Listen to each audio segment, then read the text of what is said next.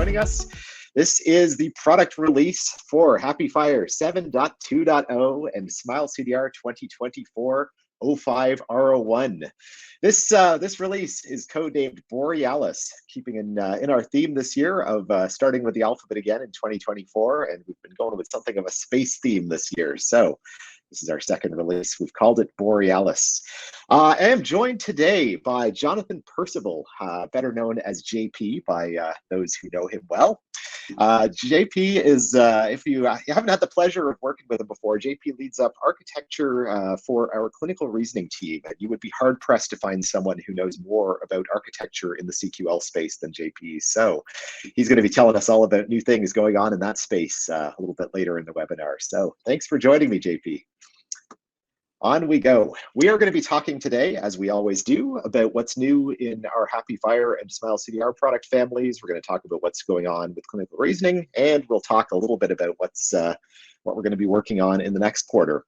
As always, we do these webinars once a quarter. We do our releases every 3 months, and this release covers, of course, the period from February to May 2024. And we will tell you a little bit about what we're going to be working on from May until August, which will be our next major release. So this is our 28th named release. I still cannot believe we've managed to do that many of them, but there we go. We've already looped around the alphabet once, and we're getting well into the next iteration. I love the timing on this. We called this codenamed this release Borealis, and we chose this name I think around last December. And then, of course, it turns out, and I'm sure many people watching this will remember, about 2 weeks ago, we had an event that affected people who lived anywhere near the poles, certainly extending all the way down to the very southern tip of Canada. And I heard there was a lot of people all the way down in Australia who saw the equivalent of the other pole, where lots and lots of people got to see the northern and the southern lights who don't normally get to see it. I unfortunately was in a very bright part of the world. I was in downtown Toronto the night that it happened, so we saw a slight green tinge in the air, and that was about it. But man, I have to say my personal Facebook feed was full of friends that were capturing absolutely amazing pictures. So I wished I had taken some cooler pictures. I would have replaced this stock photo with one of those, but didn't manage to. There we go. I find every time our research team here at Smile always manage to come up with fascinating facts for the slide that sort of explains the name we've chosen. I had no idea. That second bullet, I've learned something literally today. I had no idea that the auroras were at the same level as the ISS and that they would appear sideways from there. What a neat thing. That's cool. I wish going to space was more accessible to the rest of us. I would love to see that from the air. Who knows? I did see the auroras from an airplane once, which was kind of cool. Anyhow, as normal, as usual, we have prepared a release playlist. This is a playlist curated by the team that are bringing you the product we're talking about today. This is all of everybody's favorite songs for this the last 3 months. I've got one on there. A bunch of other developers do. It's a great playlist. As always, it's completely all over the map. There's all kinds of crazy things in there. So I would. If you're looking for some background music while you do whatever it is you do, I'd recommend checking it out. So, on to the release. Let's talk about what's new this time around. I will start with a feature that is personally very exciting to me. This is a thing that I've been quite heavily involved with personally, and that is our IPS generator. Many of you who've watched these releases or have been following our progress over the last while will remember I've been talking about IPS for about the last year when we initially debuted our API for automated generation of international patient summary documents based on data that was stored in a repository. We released that about a year ago, and at this point, we have started to have people implement this API for their own projects and give us feedback, and we know of several projects that are trending towards production deployments, which is super exciting to us. As a part of that, and exactly as we were hoping would happen, we gained a whole lot of valuable feedback in terms of how the API should work. And that feedback has been reflected in this release. So we've actually got some pretty significant changes to our IPS generator as of the current release. Chiefly, there are two big things that have gone into this release. One, we have reworked the API basically in a number of ways, sort of making the resource algorithms for selecting resources out of your repository to go into the IPS quite a bit more flexible. There's a bunch of additional hooks that allow you to make tweaks to what's going in and how it's represented within the repository, or within the document rather. Quite a few bug fixes have gone in as well. And then secondly, and equally important, we've tweaked the API so that you no longer have to use a repository as the source of resources going into your document. So in other words, if you have got a facade layer or want to pull resources off of files on disk, or in any other way have access to data that you'd like to be sourcing to include in your IPS document, that is now possible, which I think is quite exciting. We did this in response to actually a Smile customer who wanted to take advantage of this for a project they were doing, and that's been rolled into the product, both with the open source API and the commercial API. So that will be available going forward, which is very exciting. We have also published a sample project that shows how you would create such a project. The link is on the slide. This is a part of our Smile CDR documentation set. I will say this is useful even if you're a HAPI FHIR developer. You don't have to be a Smile developer to take advantage of this. That's just the way that we publish our samples generally. So lots of good stuff there for people who are developing IPS documents. We tested a bunch of this at the recent Connectathon as well, so, and had some interesting successes there that perhaps we'll talk about later. Secondly, so on our CAML integration module, so we've been talking a lot about CAML over the last while, and we're using CAML as a part of some fairly significant large projects, including some big HIE projects, which is a great use case for CAML for its integration capabilities. Two features going into CAML. We've added a new consumer and producer set, which can be used to connect CAML into Smile CDR broker services.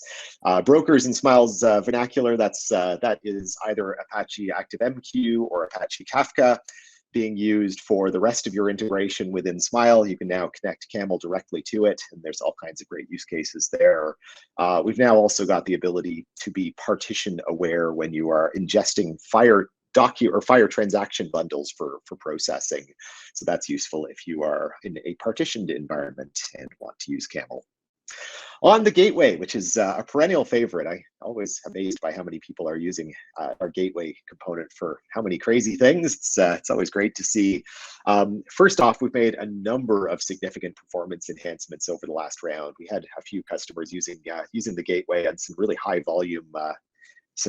volume use cases, and they suggested a few tweaks that would make the system faster, or at least reported a few places that seemed like they could be faster, and we made a bunch of performance improvements there. So if you're especially doing searches under really heavy load, you'll see much better performance on the gateway now. We've also implemented the ability to disable paging entirely, which for some people is quite useful if you if you really don't want any kind of state being preserved across your search infrastructure. Then disabling paging can be a useful thing. We have improved the way that we propagate errors that come back from source systems. We've tried to take an approach with the gateway where we really do obscure the underlying servers. That's a very deliberate design decision, but we got some feedback that in some cases that is not helpful because there's useful information coming back from errors on the target systems. So it's now possible to propagate that stuff back to the clients if that's desired. And then finally, we continue to add support for new FHIR functions through the gateway. This time around, the meta add and meta delete operations have been added. So those are now possible to be transmitted back to underlying target servers, which will be useful. We are now, in this release, debuting a new, very experimental module. This module, I'm going to say, is not yet production grade, and that is not its point. We're trying to get it out for early testing and get some early feedback, following very much the same trajectory that we followed with the IPS module when we debuted that. We introduced the IPS module with a sort of big caveat that said, this is still a work in progress and we want to get early feedback. And these days, we absolutely do recommend that people bring that module to production. EasyShare is following that same arc, and this is the very first release of it. EasyShare is an implementation of the Smart Health Link specification or standard, which is a spec for that can be used to effectively sort of show a little QR code that can be used to access data through an embedded link. It's a really neat specification. And the primary use case, certainly there are many use cases for IPS, but they are for smart health links rather. My goodness.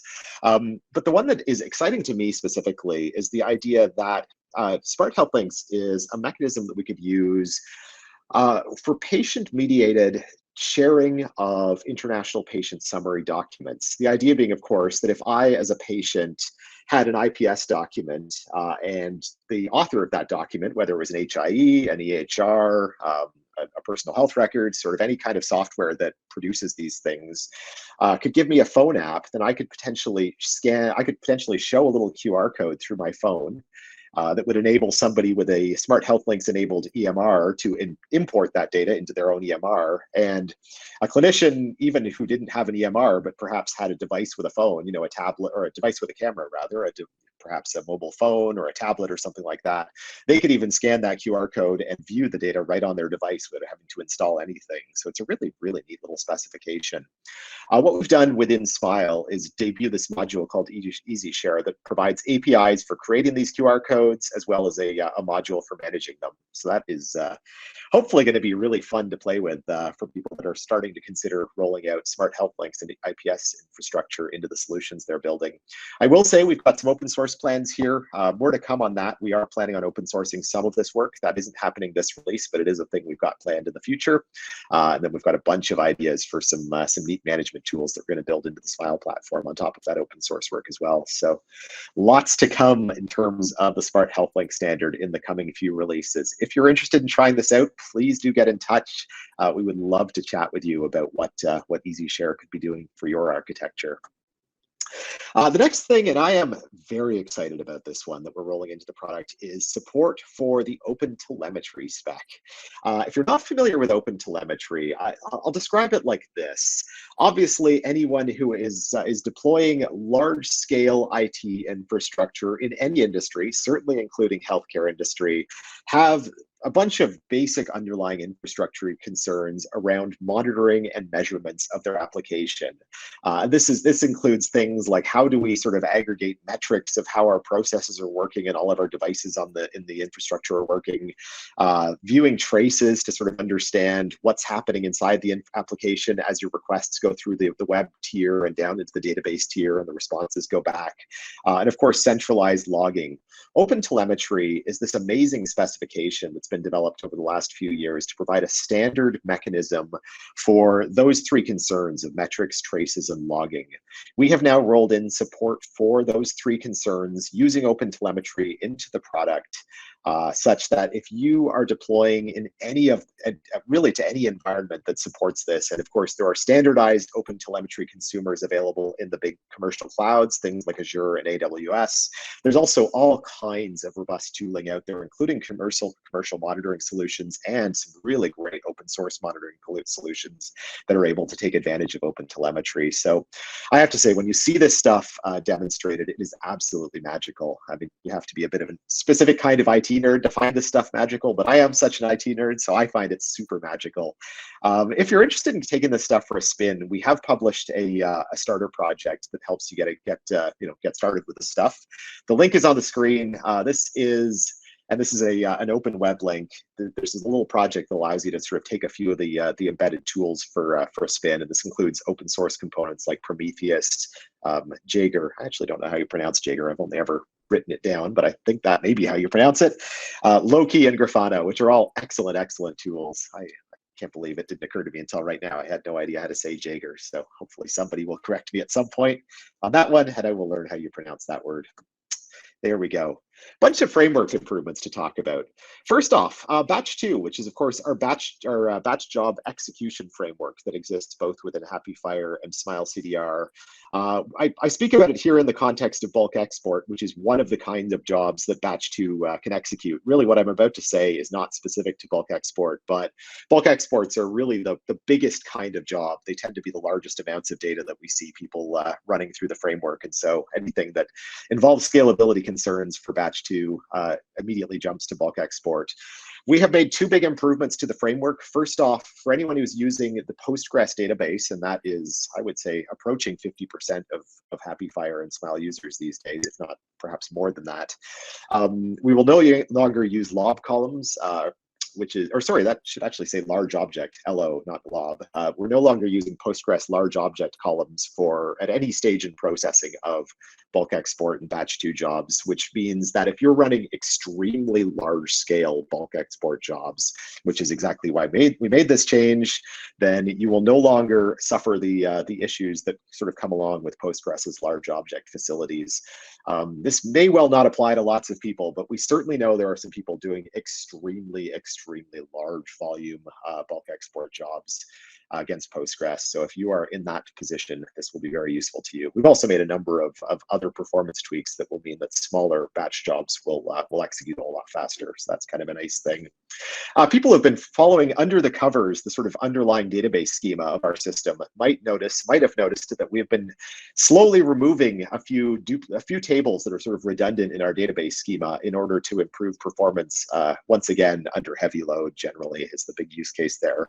We have now completely removed use of a table called HFJ forced ID, which is effectively the table that we use within our schema to manage client assigned IDs. We've now got a much more performant way of doing that, or at least a less complicated way of doing that should yield some performance improvements. So HFJ forced ID is no longer used as a part of this current release, which is nice.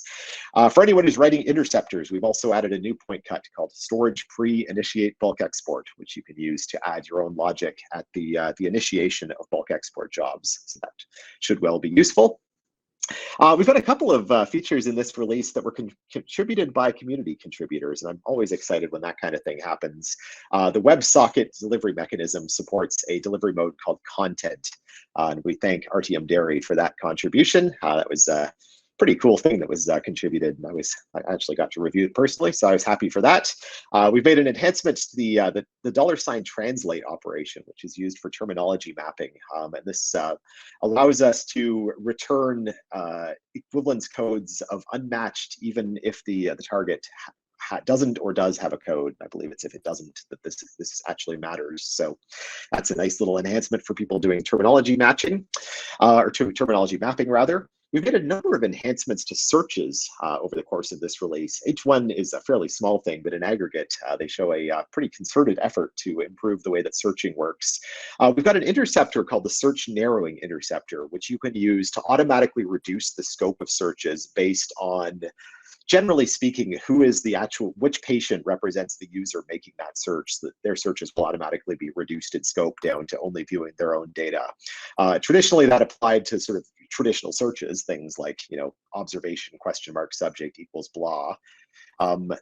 We can now automatically reduce conditional URLs, and those are the URLs that you use for operations like conditional create, and conditional update, and conditional delete. So a little bit more power in search narrowing interceptor. We've now added support for chained searches being used as sort parameters. Kind of a complicated thing to explain, but effectively, if you're doing chained searches into bundles, I mean, typically you're doing that because you're looking for document bundles, often where the subject is something or the type of document is something. It's now possible for you to search on those chained searches as well, which is nice if you want to sort by document type or by subject of the document or whatever. So that can be useful.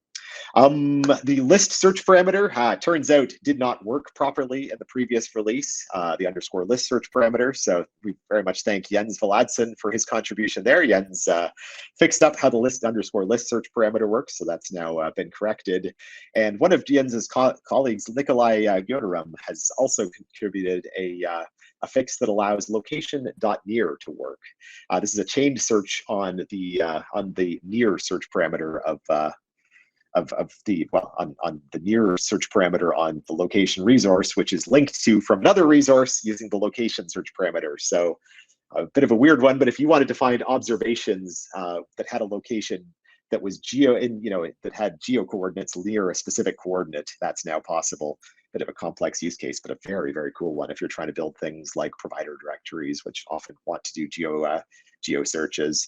And finally, yet another thing that we didn't realize wasn't working entirely correctly in the last release. That's the underscore language search parameter that I talked about last release. That has been corrected as well.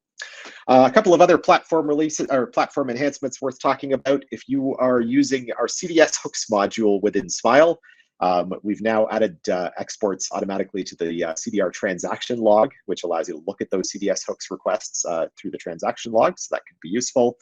We've also added a really neat new flag to the Smart Outbound Security module that invalidates user sessions for every single request. So if you want to ensure that users never get a cached or basically a preserved user session every time they go to do an authorization flow. That is now possible through configuration. Very excited about this one. We are introducing, we've talked about this a little bit, but always in the context of sort of pre-release versions of it. We are now debuting the CDA Exchange Plus module within the CDR platform. CDA Exchange Plus is an integrated solution that is used for mapping CDA documents into FHIR resources so they can be stored in a repository. We've had a very primitive, sort of older generation CDA mapper for actually quite a few releases now. It's a fairly old feature. We have rewritten that capability absolutely from the ground up. The new platform is scalable, customizable, tweakable, and really, really sort of trustworthy. We have implemented the architecture behind this thing is just astonishing. It is every bit of feedback we've gotten so far has been completely positive. And we see this really as a growth platform as well. We continue to add new flavors of CDA that it supports. And I think there's probably a bright future ahead. If you are building a solution in an environment where CDA documents are a part of your existing architecture, you really do want to take a look at this platform. I think this is going to be absolutely excellent among people who would benefit. I mean, certainly if you're building an HIE, if you're building an EHR, if you're building sort of PHR, any of those types of solutions where you're going to be deploying in places where CDA documents are a part of the landscape, getting that stuff mapped to FHIR so that you can do all the cool FHIR things with it that's clearly going to be useful to you. We would love to chat with you about how the CDA Exchange Plus module can help you with that. Another module that is worth talking about is the MDM UI module. We have continued to add features to our user interface for managing MDM deployments. This time around, we have added capabilities for effectively configuring your rules in sort of a nice low-code methodology.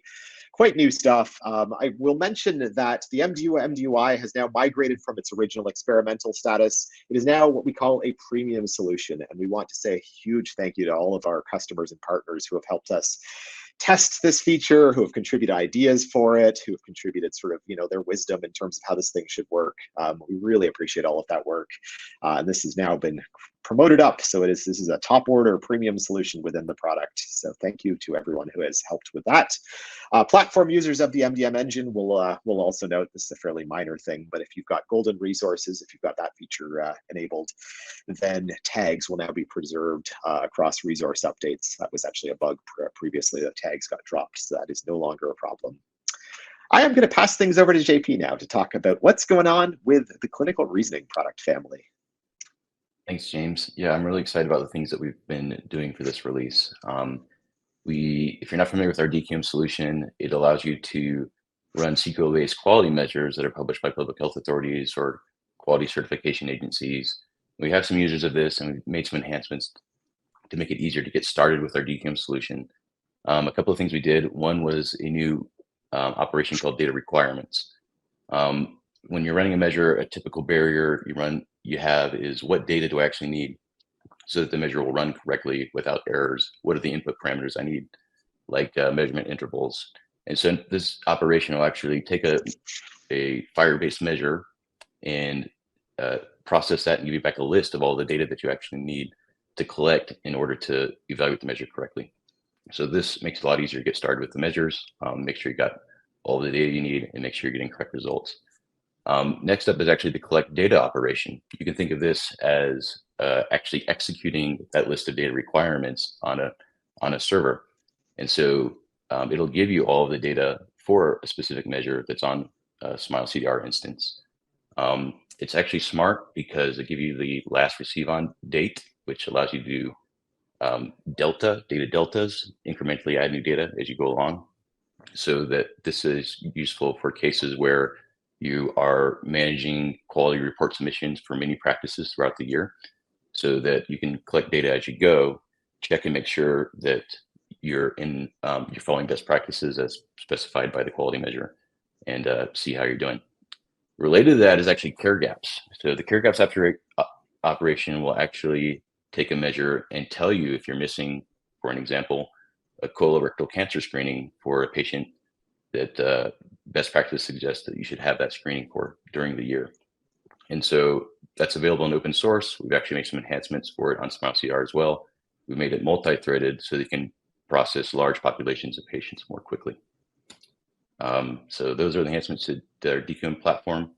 About a year and a half ago, Smile acquired or merged with a company called Alphora. Alphora was focused on clinical reasoning products.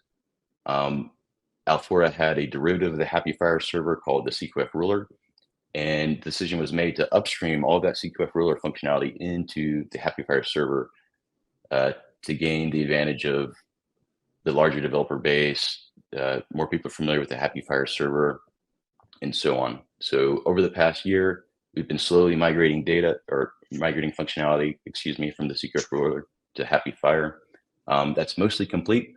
We expect to have that totally done by August. The only thing that's remaining is getting some alignment between the functionality for CDS hook that's in HAPI FHIR and the CQF ruler, and some new CRMI operations, and we'll talk about CRMI in a minute. There's a link here for the status of the migration if you're trying to keep up with that. But at this point, if you're not using CDS hooks or CRMI, you can probably just use the HAPI FHIR JPA server starter directly and no longer need to use the CQF ruler. Once we've complete this migration, we're going to sunset the CQF ruler. So standards updates. A couple new IGs that our Smile has been working on or contributed to. One is the CQL FHIR IG. Previously, using CQL for various use cases like quality measures and clinical practice guidelines, how CQL and FHIR interrelated, like how FHIR types map to CQL, how you got CQL namespaces from URLs, that was duplicated across the specifications. So we went through and took out that common specification, published a new IG that is specifically around using CQL with FHIR, and then we're going to refactor these other IGs, CPG, QM, and some others to reference that common CQL IG. One other IG that we're really excited about is CRMI, Canonical Resource Management Infrastructure. So you measure specifications and clinical workflows tend to have revisions year over year. So that means you need to manage the life cycle of these specifications. You need to draft a new one, publish a new revision, retire old revisions, and so on. So CRMI actually defines operations and workflows so that you can manage those life cycles and incrementally publish new specifications year over year. It also defines a package operation, which allows you to bundle the measure and all of the supporting or plan definition or any other canonical resource, along with all of its dependencies, such as CQL, value sets, and so on. And then you can actually take that bundle from one server to another. So this gives you a way to distribute these specifications as well. So next slide. The last update we have from the clinical reasoning group is that we've dusted off the CDS hook sandbox. So the CDS hook sandbox is used for testing clinical decision support services. Clinical decision support services provide additional functionality within the workflow of a clinician. So as an example, providing a medication recommendation when the clinician goes to make a prescription. And CDS hooks defines what's called a hook, which is a defined point in the clinician's workflow where a CDS service can contribute this additional functionality. Like one is patient view, which means as soon as the clinician opens the patient chart to view it, they'll get a recommendation from the CDS service. Previously, the sandbox only supported the patient view and order select hooks. We have now added the order sign hook. So this extends the range of CDS services that can be tested with the sandbox. We've also made some other updates and fresh dependencies and so on. We have this on a fork. It's deployed at this URL here, so you can try it today. We're going to have this upstreamed as soon as we can into the official CDS hooks repository, sandbox repository. And that's it. Awesome. Thank you, JP. So I don't have a whole lot to talk about other than to say that I guess conference season for the year is winding down a little bit, which is I think that's nice for anyone that has to travel to a bunch of conferences. We do have 2 events to talk about though, which I'm obviously quite excited to talk about. I mean, first off, we will be at eHealth 2024 if you're in Canada. eHealth is the annual Canadian sort of health IT conference. Excellent event, and we are looking forward to that. We will have a booth, and we would love if you would swing by and say hello to us if you'll be in Vancouver in May. And then another event that I am always excited for, and this year is no exception to that, is the FHIR Dev Days conference, which is definitely the world's leading developer-focused conference for FHIR developers. That is happening in Minneapolis this year from June 10th to June 13th. So if you are a developer working in this space and you don't have plans on those days, I would highly encourage you to think about coming to Dev Days. It is an absolutely excellent conference. And I think that takes us to the end. We've got a couple of links here if you'd like them. We would, I don't know, check out the release playlist, of course, join our community, check out our LinkedIn, and I've done a bad job of keeping up on Hachyderm, I have to admit, but there we go. Great. Hello. For those of you who don't remember me from previous releases, my name is Megan. I'll be helping moderate today. We do have some questions in the chat. I do want to just, from the chat, really quick correction from your open telemetry slide. It is pronounced Jagger, so it's a Y sound, not a J sound. So you were close. Thank you. But the chat's got you there. I guess I don't know if they looked it up, but they already knew, but there you go. Something else we've had in the chat, there's been a bit of discussion on it already. I won't make you catch up on that, so maybe you can do it fresh. But we did have a question from Ustav asking, does it support pulling data from multiple FHIR servers? And they're specifically talking about the international patient summary.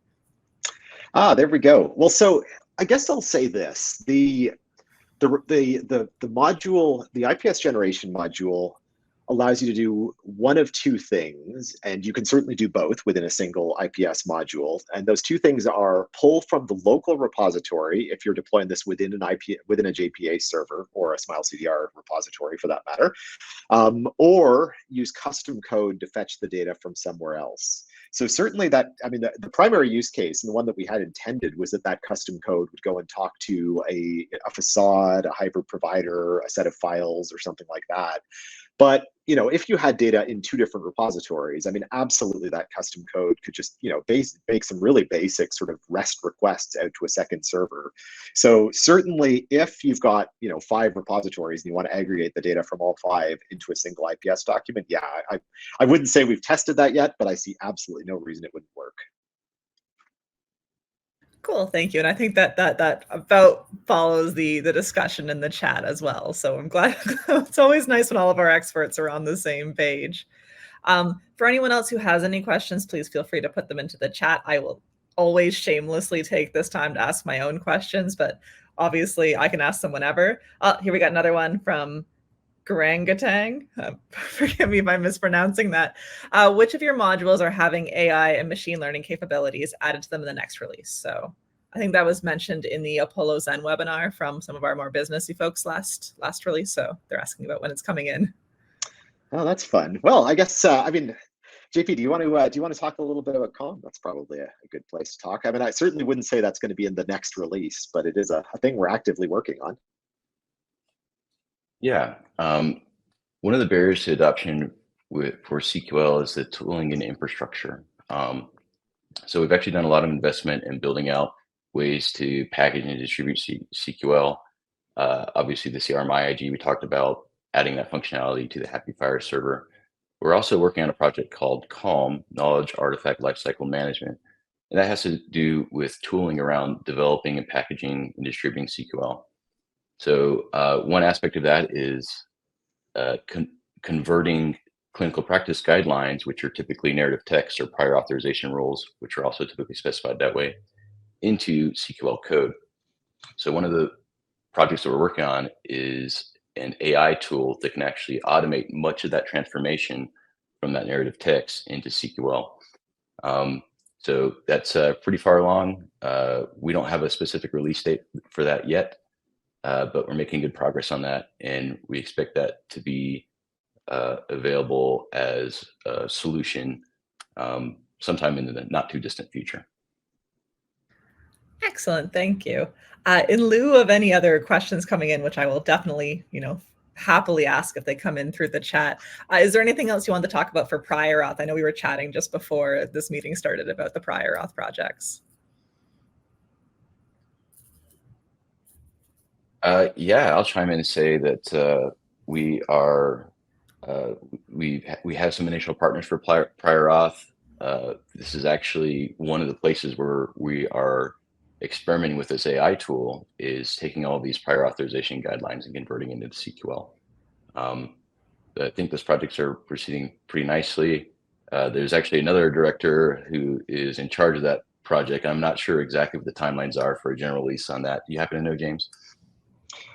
I wouldn't say that I do, truthfully, but it is ultimately the thing we know is, prior auth mandates come into effect in 2027. And obviously we are aiming to support people that want to get deployments done well in advance of those mandates coming into force. So I think the plan is to sort of, continue to trend towards a deployable version well in advance of that date anyhow. Yep. All right, thank you so much. I'm just going to continue chatting, though if you want your own questions, once again, please feel free to put them in the chat. James, you talked a little bit about some of the events coming up, but I know you've recently been to some events, I think probably a Connectathon or two. Do you have any exciting outcomes or news or events that happened at that Connectathon? Yeah, absolutely. So the most recent HL7 working group, which is, oddly enough, still going on as we speak. I had to rush home from the actual working group component for a couple of meetings, but it's happening until tomorrow. But this past weekend in Dallas was the most recent FHIR Connectathon, which is always an exciting event. We've got lots of Smilers who participate in various parts of that Connectathon for various tracks. I've been participating for the last couple of years now in the International Patient Summary track as a personal point of interest, and a thing that I think we're doing interesting work around here on.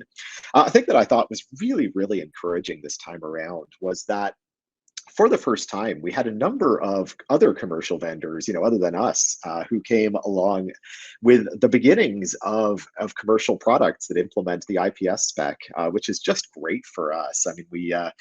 I just think the spec is such a transformative thing for all kinds of reasons, from patient empowerment to just better access to data in unplanned care scenarios. So seeing commercial products rolling support for IPS into their own platforms is a really good thing. I will call out two as being two that I'm particularly excited about. One, a fellow company from Toronto here that I've always been a big fan of their work, Verto, have rolled in an IPS generator into their digital twin product. And we actually spent some time with Verto getting their product integrated with our EasyShare module for smart health link generation. And the combined power of those two working together, we're definitely going to be talking a bunch more in the coming months about what that looks like. We've got a great demo we're working on based on the successful testing we did at the Connectathon, which is that's exactly what you hope to see at an event like that. The other thing that was quite exciting to me is some of you may be familiar with a little tiny company called Epic. Epic came to the Connectathon with the beginnings of an IPS generator using data from their EHR platform. And of course, it's early days. I certainly wouldn't expect them to be committing to any forward-facing future for that. They didn't, and I wouldn't have expected them to, and that's natural. But seeing Epic getting involved in IPS and talking about the idea of generating IPSs against their EHR, as someone whose own health record is certainly stored in more than one Epic instance that my own doctors use, I'm very, very excited to see them playing in the space. So I think that's great for the world in general, and hopefully we will see many of Epic's awesome competitors out there starting to think about rolling IPS capabilities into their own products as well. So that's certainly a thing I'm quite excited about. That's really cool. One of the things I really like about this space and this community is how much there's like collaborative work and like things like that. And I always find it so fascinating hearing reports from like connectathons and stuff like that, because it's so cool seeing what other people are working on, helping yourself out, working with other teams and what have you to, I don't know, improve patient care and outcomes and stuff like that. Always a good time. We still don't have anything in the chat, so I am just going to ask my go-to question, which always likes to look towards the future, which is for both of you. What are you guys looking forward to in the next, like, couple of months? Sure, I'll start. I mean, I will say, this is a real mundane thing, but I'm so excited by a bunch of the large scale performance work that we've got going. And we've got a small group within Smile who are looking at our table structures within the product. And I mean, we've been doing this for ages, and we just keep on coming up with. I mean, partly we keep coming up with new ideas for ways we can optimize, but we've also had some really interesting customer suggestions come our way that we're scoping out and specking out and coming up with implementation plans for as well. Ultimately, as keeps happening, it seems like every year the size of people's FHIR repositories and the volumes of data they're trying to push through them and those types of things just keep jumping up by orders of magnitude, and that continues to happen. We've got a whole bunch of additional improvements that are coming. Kind of on a similar note, I will say we've run some really interesting benchmark exercises in the last couple of months as well. We have yet to publish them, but we've got some very exciting news to come in terms of scale of Smile CDR deployments that we've been able to sort of eke out on commercial cloud platforms. So watch this space. We'll be talking about large scale benchmarks a bunch more, I suspect, in the next release webinar once we get that published. Okay, thank you. JP, anything you want to add? Yeah, a couple of things. One is, of course, performance. We've been doing a lot of performance optimization on the clinical reasoning side as well. And it didn't make it into this release, but we've actually done a pretty significant rewrite of the population health engine that's in Smile CDR. And we're seeing some pretty impressive performance numbers. And that's actually just the start. We actually also have an integration in the works that allows export into essentially an OLAP analytics platform, which accelerates the measure population analysis even further. That solution appears to be very, very scalable. We're super excited to roll that out. Another thing is just the adoption of clinical reasoning. Of course, everybody here knows about data interoperability and the value of FHIR and exchanging clinical data back and forth. IPS is a great example of that, being able to take your patient chart to whatever provider. But clinical reasoning provides that same functionality for clinical best practices. So a single public health authority like CDC, CMS, WHO, whoever it is, can just publish some guidance, and then anybody can ingest that on their mobile device or EHR or what have you, and validate that they are following best practices in the treatment of the patients. We have a bunch of pilot projects going in the works. Some of those are soon to be in production.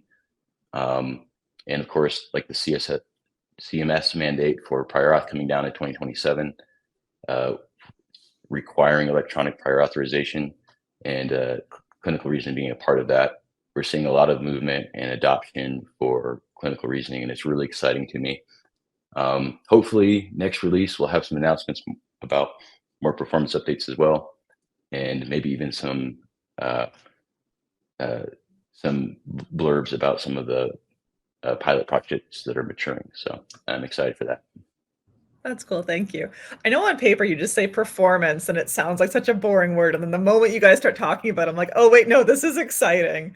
I know it's, an ongoing task, but it's always so exciting to see improvements in that space as well. And whenever I can see, work that, a company I work for is involved in on my phone, I'm always just like, oh, we're doing something. This is so neat. So I'm looking forward to that stuff as well. I believe that's all the questions. So we might wrap up a little bit early. We do have a question in the chat about when this webinar is going to be available, but it will be later today. So pretty shortly. They've got a couple of buttons they have to press first, I think. But if you have thank you guys all for attending. Thank you guys, both James and JP, for talking as well. You guys are both wonderful speakers. If we don't see you guys at, eHealth or FHIR Dev Days, I know I'm addicted to watching like the video recordings of FHIR Dev Days on their YouTube channel. We will see you guys in the next release with, more new exciting stuff. So thank you guys so much. Sounds good. Thank you all. And thank you to whoever corrected my pronunciation. I was hoping someone would do that. This chat's always got you. Thanks again. Bye-bye.